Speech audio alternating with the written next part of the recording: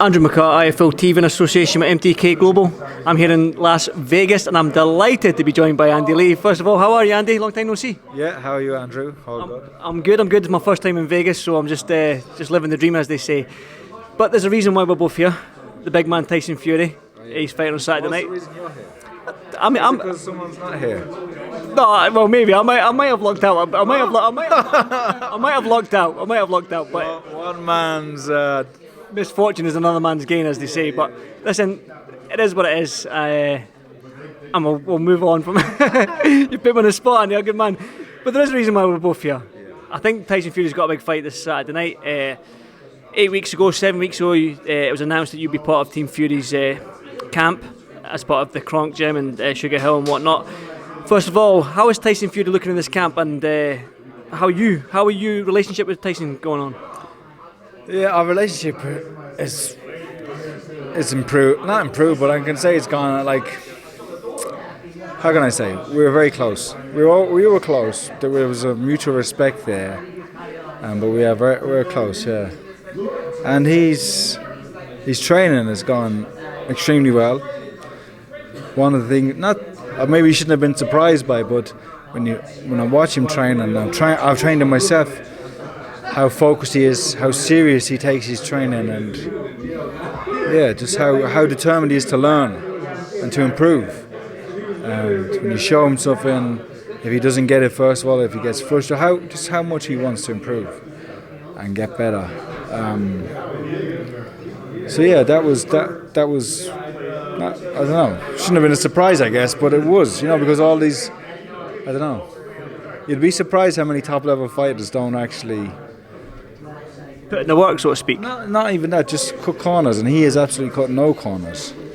Not even down to like having a sweet in after a meal or dessert or a Diet Coke. He's absolutely ate, slept, and drank boxing and done everything to a T. You said there was a surprise, well, not a surprise, but maybe to that person like me, a fan or somebody look from the outside looking in. We see Tyson Fury with joking around, doing pranks, telling jokes. We don't see the Tyson Fury in the gym. Is there a switch that Tyson Fury, that you can see him outside of the gym, but as soon as he walks through them gym doors, there's a switch that goes off and he's a monster, so to speak, in the gym? Yeah, it's all serious, it's all work, it's all business when we get to that gym. There might be a little bit of chat when he's skipping to warm up or something, or getting his hands wrapped. But once it's time to work, it's time to work. And yeah, people see all the controversy or the outlandish stuff he does. But away from all that, behind it all, is a very simple man and a gentleman. And someone who's a pleasure to be around. And I think it's sort of like from when we first really hung out, when he was a young guy coming to the Kronk Gym, I think he was only 22 at the time, and in this training camp in Austria, to now, you can see a real maturity in somebody who's learned what he truly values in life, what he really wants and what he really loves to do. And it's not what people would expect, When I interviewed you, I think it was maybe, I'm going to guess 6 months ago, when you took on Paddy Donovan, your young sort of prodigy you've got coming through. You said, when I asked you about, now you're a trainer, you're taking on Paddy, I said, would you take any more fighters? And you said, I need to be the right fighter, or I need to help train the right fighter. Was it an easy decision for you to take on, you're not taking on him yourself, obviously, Sugar Hill, but was that an easy decision for you to make to jump in Tyson Fury's camp? Of course, yeah. Stupid question, Andrew. Yeah, no, it's just... how do you say no to the heavyweight championship of the world? You don't. But it's tough being away from home. It's a sacrifice for my wife because she has to look after our daughter, and that's something you have to consider when you're thinking about taking time away to train somebody. But no, and as I said, it's a privilege to be around. And Paddy's here. Paddy's training with him and learning from him. And it's like I've jumped. You've gone from being at this level to going to the highest level in boxing. So it is an honour and a privilege to be here. So let's talk about Saturday night then. I mean, Tyson said in numerous interviews that he's going to knock him out in the first 2 rounds. You've seen him in training camp. Is there something you're working on in particular? You don't have to give tactics away or anything like that, but have you been working on something different in camp that we can, as his fans, we can look at and say, oh yeah, he is going to knock him out in this first or 2 rounds? You'll see. You'll see. Look, do you believe he can? Of course, yeah. The way he's punching now, yeah. And he hurt him. He hurt Wilder several times in that first fight. But there was never an emphasis on going for the finish. He was being told to back off, or there was no emphasis on that. And he said himself he didn't have the gas because he'd long layoff, came down from all that weight, had 2 comeback fights that weren't, there were sparring sessions. Then he goes in with Wilder. Since then he's had 2 full training camps, 2 fights, and this training camp. And in this training camp, he's worked on his weaknesses, not what he's good at. He's improved his balance.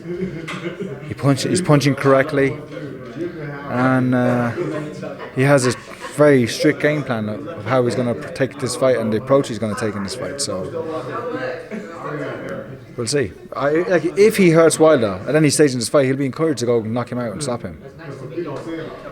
Tyson Fury's been, Bob Arum's come out and said that he's a pure boxer. He's one of the best pure boxers. And other people have said that Tyson Fury's a pure boxer. What have you had to, in this camp, as a coach yourself now, have you had to change anything to Tyson Fury or just tweak little things here and there? Yeah. Why change what's brought him? Why change anything? Because it's brought him to the highest level and it's been very successful at what he's done. But just to add things to what he already has in terms of his jab, I believe his jab's improved.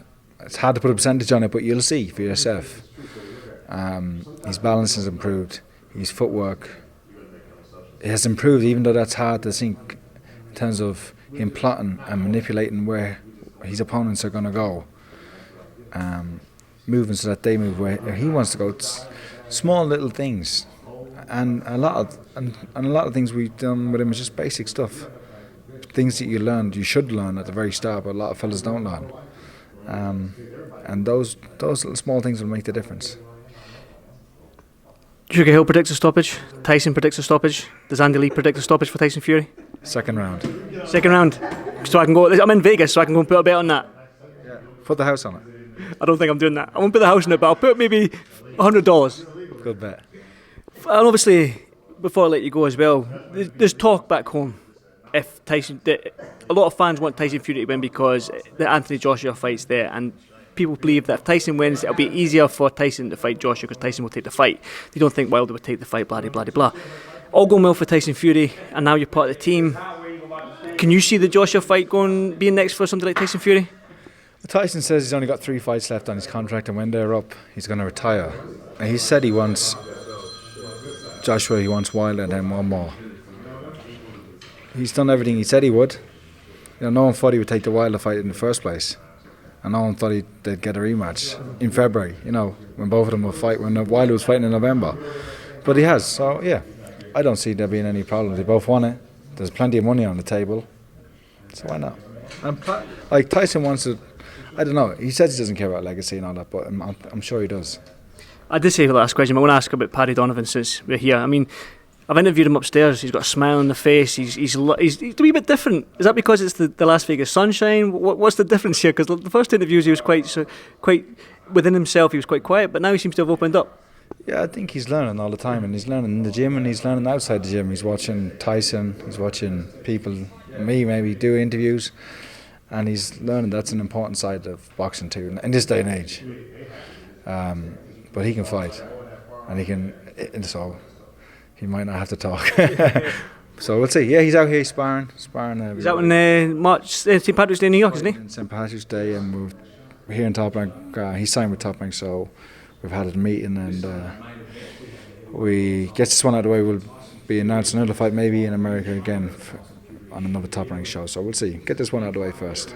Big future for Paddy. I'm out in New York for St. Patrick's Day as well, so I'll see you out there, Andy, for another interview if that's okay. I'm all set. The other guy won't be there now. Should we say his name or no? You can say his name. He's still one of us.